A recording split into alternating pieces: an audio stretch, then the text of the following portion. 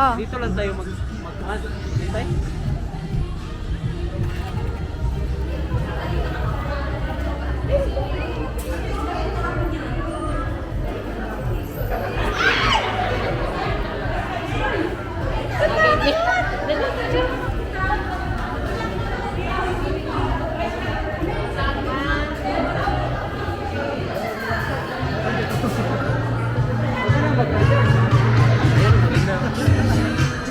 Chili, chili.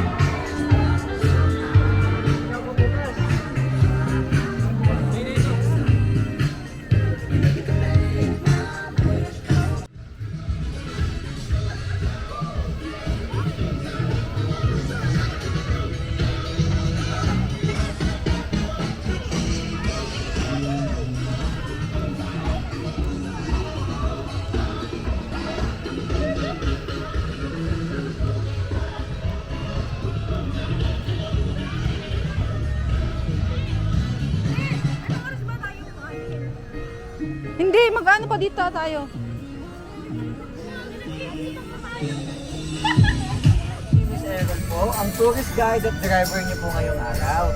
And our first destination po sa kaliwa po natin, ito po ang Sydney Opera House po sa Australia. Bali, one of our restaurant po ito, Amare La Cucina. More on Italian food po tayo rito. Ayan. Okay po, sa kanan po natin, makikita po natin na rito ang Greece area po. Ang Greece area, makikita po rito ang Old Greece. Ang Old Greece po may 2 rooms accommodation po, good for day tour. At may swimming pool din po tayo sa harap na.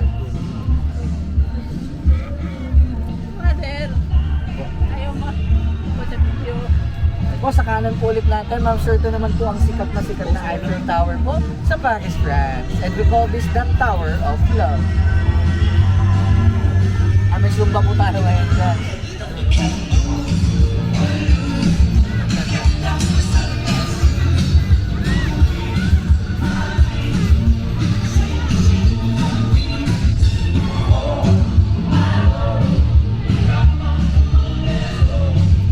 Ano po, sa kaliwa po natin ang Legoland in Malaysia po. Ang Legoland Malaysia po, hindi po siya na may mga cottages at tuwing weekends lang po ang operating time natin dyan. Sa kabila po, ang Philippine area po. With the Philippine Villa, good for day tour and night po yan. Maximum of 16 bucks, 22 hours of use po. At may swimming pool din po tayo dyan. 3 to 5 feet po lahat ng swimming pool po natin. Sabi lang po kayo ma'am kung saan po tayo pipicture po. Ito po sa kanan po natin ang Presidential House po. Yung second floor po na is Presidential Suite po. Maximum of 16 bucks and dyan po siya nakatira ang president ng Torres Farm.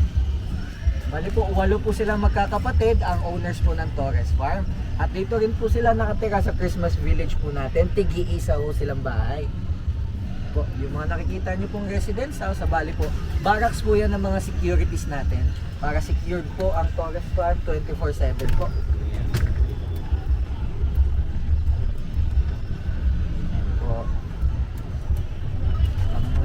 Nandito rin po.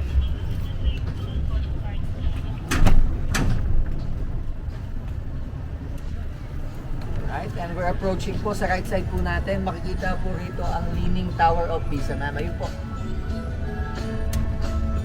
Public pool po yan, may mga cottages din po. Ayun ang Leaning Tower.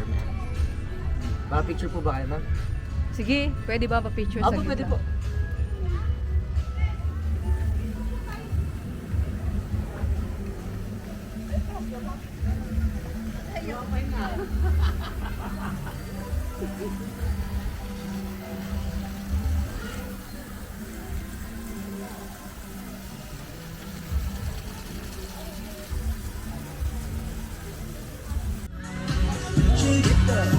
Wow, happiest place in Cavite.